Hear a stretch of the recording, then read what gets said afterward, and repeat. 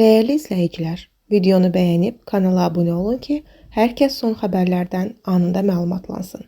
Samuxda çobanın meyiti tapılıb. Xəbər verilir ki, hadisə rayon ərazisində yerləşən yataqlardan birində qeydə alınıb. Belə ki, Füzuli kənd sakini 1969-cu il təvəllüdlü Zöhrə Billasovun meyiti aşkar edilib. Hadisə yerinə polis və prokurorluq orqanı əməkdaşları cəlb olunub.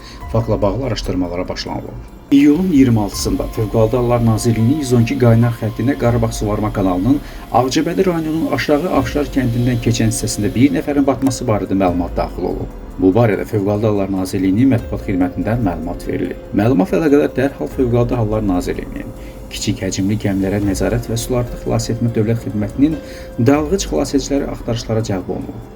Hazırda vətəndaş 93-cü il təvəllüdlü Orxan Veyruzoğlu İbrahimovun batdığı ehtimal edilən istiqamətlərdə axtarışlar həyata keçirilir.